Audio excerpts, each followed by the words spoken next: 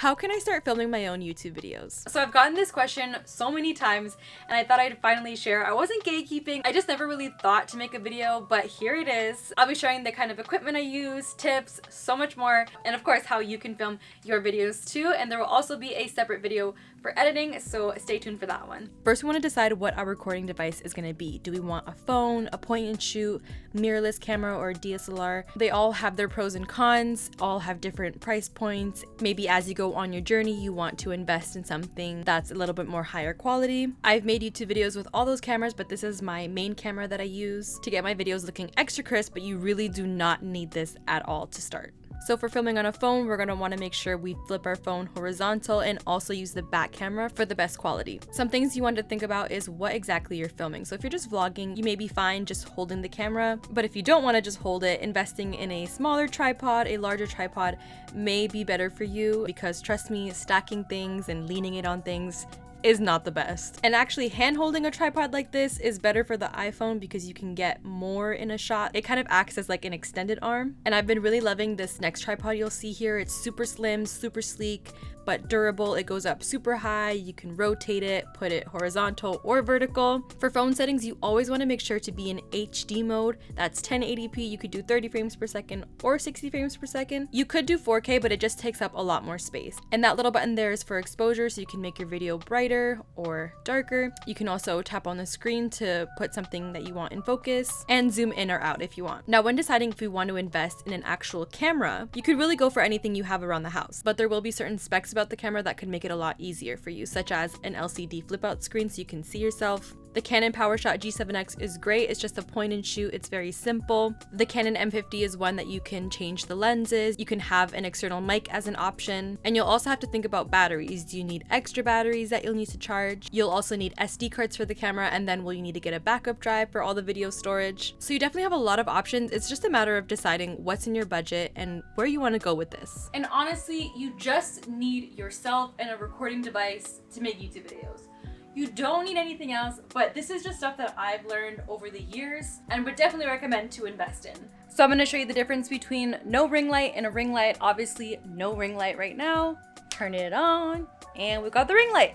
So as you can see, way better, a big difference. And because it's a circle, it gives you that nice even lighting. It's easy, good bang for your buck. And I highly recommend it for beginners because your lighting situations are not gonna always be optimal. If you just use natural light, you're gonna be limited to only shooting in the day.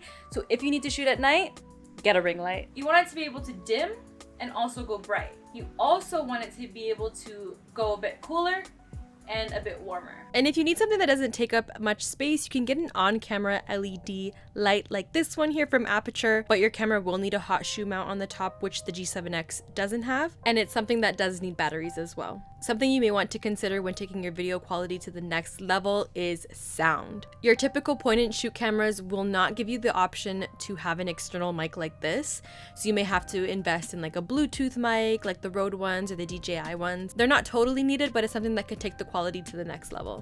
Lastly, for your camera is the same as the phones, tripods. Do you need a bigger tripod like this one? This one was actually fairly inexpensive from Walmart. It can go different heights, different angles, or if you're needing something more compact, I love this Manfrotto one. It's easy enough to hold and small enough to just sit on a desk or a table. When it comes to filming on our camera versus our phone, we have a lot more settings to play with. So I'm going to use the Canon G7X for this demonstration. It's just the easiest, but every camera should have some type of these settings. First thing you'll notice up here is this dial. These are all picture modes. You will still be able to press record on all of these modes for the G7X, but we want to make sure that we're on the video mode right here. The first thing we're going to want to do is mess with our movie recording size. So down here, we see HD and full HD. We always want to be in full HD, which is going to be 1080p. We have 24 frames per second, 30 frames per second, and 60 frames per second. Putting it in simple terms, if you want to slow down your footage, for example, you're gonna be better off filming at 60 frames per second. Slowing down the footage will be a lot smoother than 24 frames per second. But 24 frames per second is probably the most natural looking movement, motion blur. Sometimes I like to do 30. I used to always be at 60 because I was like, what if I decide I want to slow down the footage like super later on, then I'll have that option. But right now, like I film between 24 and 30. So let's just start at 24. This setting over here, this is called the shutter speed. Typically we want to be double our frame rate. So we chose 24 frames per second. So double 24 is going to be 48. But because we don't have, it's between 40 and 50, we're gonna have it at 50. I'll give you an example of what shutter speed too high is like and what a shutter speed of too low is like. This is what the footage looks like when our shutter speed is too low. As you can see, it's like, could be like a cool movie effect, music video effect, but it's not really ideal for taking videos, vlogging. As you can see, it's like lagging. There's a lot of motion blur. This is what it looks like when the shutter speed is too high. It's just like super sharp. It's not as flowy and smooth as having it at the shutter speed that it should be. It's just not natural to how the eye is. So like this isn't bad, but this is what it's like at 50. It just flows a lot better, a lot smoother. So basically, once we've set this shutter speed number to match what our frame rate is, we don't want to really touch that. We don't want to use that to, for example, make the image darker or make it brighter. If we were filming at 60 frames per second, we want it at 1/125. That's not 125. And then if we were filming at 30 frames per second, we would want it at 60. Next value over here is our aperture. In simple terms, think of this as the bokeh effect, as it's commonly known as. It's pretty much depth of field. So when we have a low aperture, that means that the opening of the lens is really big and is letting in a lot of light. And when we move the f-stop up higher to a value of like 8 or 11, that means that the lens has a smaller opening and is letting in less light. To show you what the depth of field looks like in real life, this is f1.8. So as you can see, our background is blurred out, it's creamy, and let me show you what a higher f-stop looks like. So as we can see here, the background is still a little bit blurry as it's quite far, but it's not as blurred out. You can see more is in focus versus this. You can see less in the background because it's more blurred out. Once we think, okay, I do want that creamy look, let me stick at 2.8. Our next value is the ISO, and you can pretty much think of this as artificial lighting in the camera. So this is the lowest it can go, 125. As I go up, you'll see that the image gets brighter. You really don't want to go too high. Like if it's super dark, you don't want to have it cranked up all the way here, as it's going to create grain in your video. So the lower you can have it, the better. Just a little tip for you. This thing right here, I don't know what it's called. I just call this like the camera's exposure meter, but I just recently learned this, so I thought I'd share. If your scene is too bright, this little thing moves up high, which means that your image is overexposed. This, as you can see, it moves down. Let me move it down one more. As it gets darker, it moves down, meaning the image is underexposed. So if you're having trouble, like, I don't know if this is like too bright, too dark, you can use that little meter to help you. It's the camera's meter, so sometimes it may not be accurate, but for beginning, I would say it's pretty useful. So there are reasons why you may or may not want to use these manual settings. With the manual settings, you're gonna have way more control of what the lighting looks like. Sometimes with auto, it can make the image go brighter 1 minute and then darker the next minute. So this won't happen in manual mode. Psych, this actually still can happen in manual mode, especially if you're in natural lighting and the sun is dipping in and out through clouds, you know, it's getting cloudy, it's getting super sunny. For something like vlogging, or you know you're going to be changing locations, lighting situations often, you may want to go with auto. I will show you right now why. So right now you can see this clip of my bed is pretty evenly exposed. It's not too bright, it's not too dark.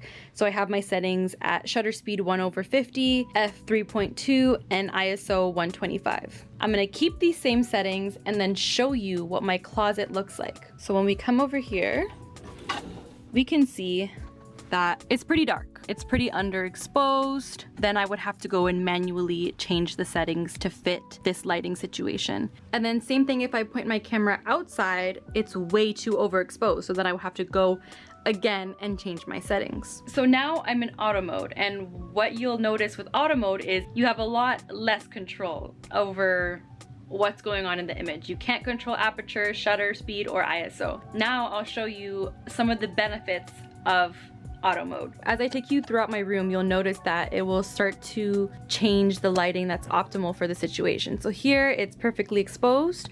Then I'm gonna take you back to my closet and it brightens by itself. So now I don't have to go in and change my settings like I would have had to with manual mode. And then I'm gonna go back to the outdoor lighting. So as I open my windows here, you'll see it'll light outside better. And then as I close this, it'll make this scene brighter. So if you're vlogging, you're gonna be going indoor, outdoor, you're gonna be moving around, changing location a lot, I would recommend sticking with auto. It's just gonna be a lot more efficient, easier. But if you're doing sit down videos, I would highly recommend experimenting with manual mode. I don't mean manual focus and autofocus. I would just stick on autofocus right now.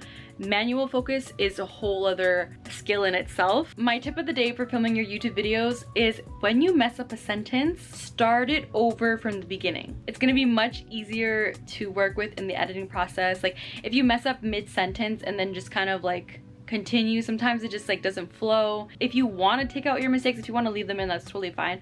But just a tip, if you mess up mid-sentence, start from the beginning of the sentence and do the takeover. And my final tip is for when you are brainstorming and you have your idea, write out your idea, plan it, make a script if you need to, or even just write down talking points. Even go as far as what clips you want to get for your video. Do you need talking clips, close-ups, B-roll?